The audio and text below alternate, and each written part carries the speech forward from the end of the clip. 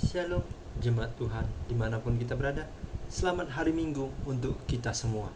Pemberitaan firman Tuhan kita pada hari ini terambil dari Markus 9 ayat yang ke-38 sampai dengan 50. Markus 9 ayat yang ke-38 sampai dengan 50. Begini firman Tuhan.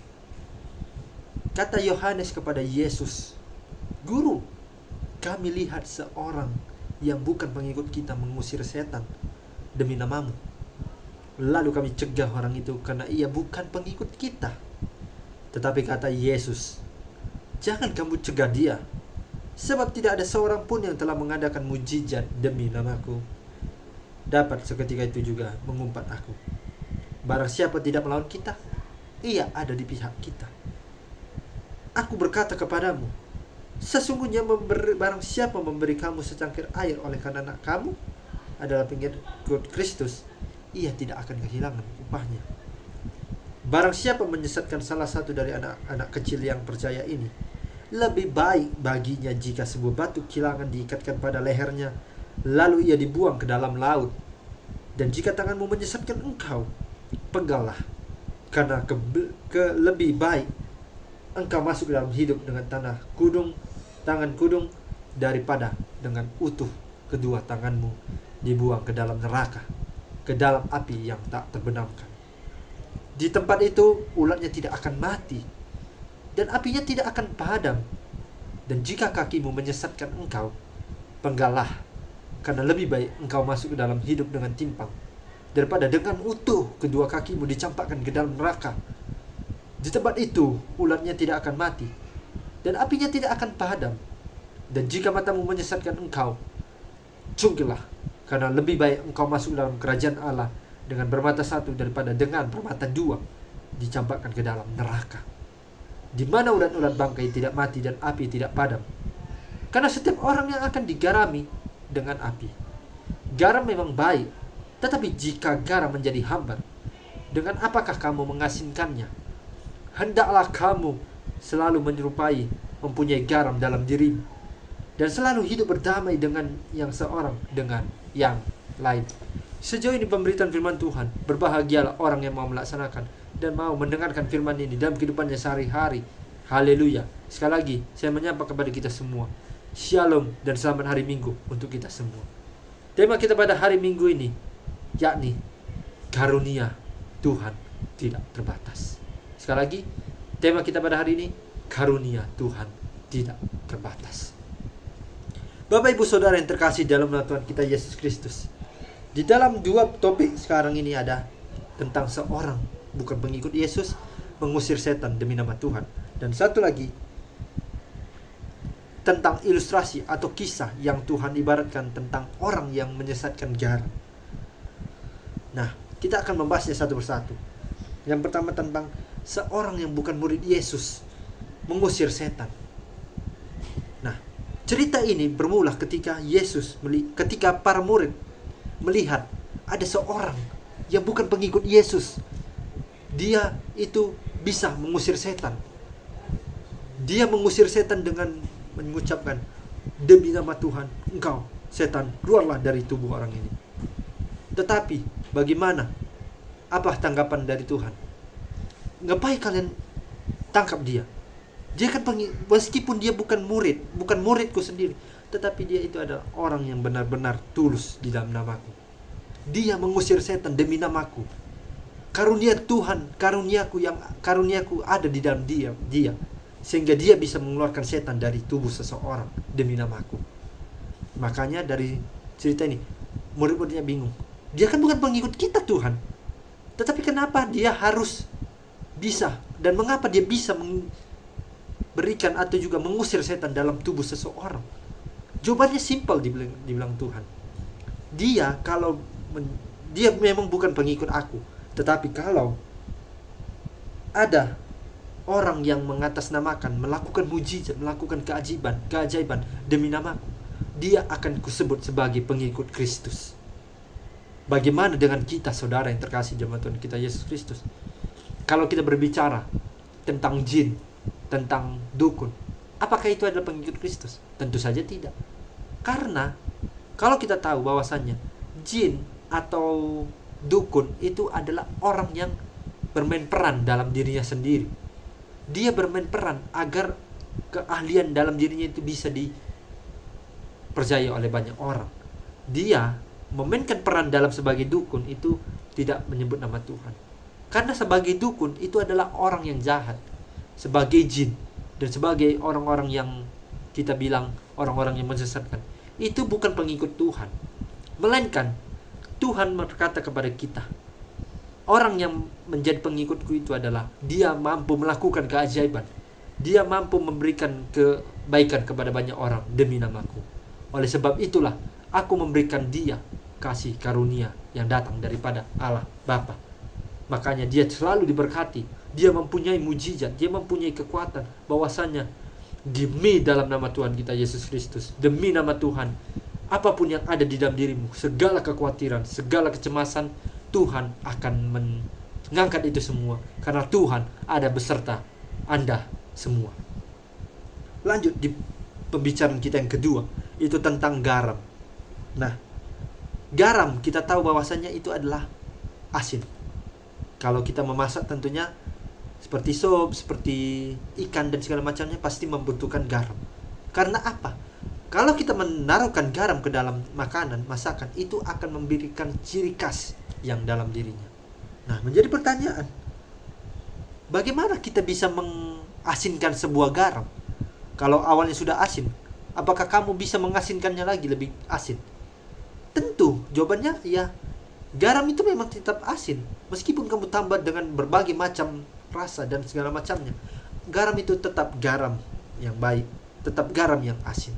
Tetapi di sini Tuhan mengibaratkan garam bukan sebagai hal yang negatif, tetapi dalam pemberitaan firman Tuhan dalam Alkitab tentunya Tuhan menegaskan di dalam perjanjian baru, Tuhan mau di dalam kitab Matius juga, Tuhan mau kita menjadi garam dunia. Bukan hanya sebagai garam, tetapi sebagai terang dunia. Karena melalui kalau kita menjadi garam dan terang dunia, karunia Tuhan, kasih karunia Tuhan itu akan datang terus kepada kita. Tuhan akan senantiasa selalu menyertai kita. Dimanapun engkau berada, kalau engkau memuji nama Tuhan, menyebut nama Tuhan dengan tidak sembarangan, demi nama Tuhan, aku percaya bahwasanya Tuhan tidak akan meninggalkan engkau. Jadi sehingga Tuhan mengibaratkan sebuah garam itu agar supaya kita sebagai anak-anak Tuhan ini mampu menjadi terang di dalam Tuhan, tidak menjadi gelap di dalam Tuhan, menjadi pengikut Tuhan yang dipenuhi dengan kasih karunia Tuhan yang begitu luar biasa. Bapak ibu saudara yang terkasih di dalam nama Tuhan kita Yesus Kristus, karunia Tuhan memang tidak terbatas akan kita. Kita datang setiap hari Minggu untuk merasakan bagaimana kehebatan, bagaimana kuasa Tuhan datang dalam hidup kita. Kita mendengarkan khotbah, kita memuji nama Tuhan di dalam hari Minggu. Kita beristirahat dan beribadah di dalam hari Minggu. Dan hari-hari biasanya kita akan melakukan pekerjaan yang semestinya yang kita kerjakan.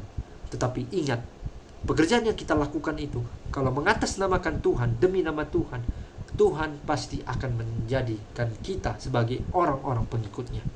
Kalau Anda bekerja dan tidak sesuai dan tidak yang namanya tidak tulus dalam bekerja begitu, apakah tugas Anda berhasil? Ya tentu saja tidak. Pasti pekerjaan Anda, saya pastikan, itu pasti gagal. Karena apa? Karena dia tidak serius dalam pekerjaannya. Dia tidak memuliakan nama Tuhan. Dia tidak memberikan apa yang sudah Tuhan berikan kepadanya, itu tidak dia tepati dan dia tidak terapkan dalam kehidupannya sehari-hari. Oleh sebab itulah dia makanya dalam pekerjaan dia bermalas-malasan, dia menyerah dan segala macam. Apakah itu disebut sebagai pengikut Tuhan? No, tidak. Tetapi menjadi pengikut Tuhan adalah orang-orang yang benar bekerja keras, orang-orang yang benar mengandalkan Tuhan dalam dirinya, orang-orang yang benar mampu mengandalkan dalam dirinya untuk memuji nama Tuhan saja. Dan ingat Bapak Ibu Saudara, kalau Anda berani mengandalkan diri Anda, berarti Anda hanya ingin mementingkan diri Anda, bukan diri orang lain. Tetapi kalau Anda mengandalkan Tuhan, karunia Tuhan akan terus mengalir kepada Anda semua dan kepada kita semua yang percaya kepada Tuhan di dalam nama Tuhan Yesus Kristus, Allah Bapa yang ada di sorga. Tentu Apa yang menjadi kekhawatiran kita, apa yang menjadi kecemasan kita, datanglah kepada Tuhan. Karena Tuhan akan memberikan karunia-Nya untuk memberikan kita supaya kita tidak cemas dan supaya kita tidak khawatir di dalam kehidupan kita. Untuk itu Bapak Ibu Saudara yang terkasih, nikmatilah, syukuri apa yang sudah Tuhan berikan kepada kita.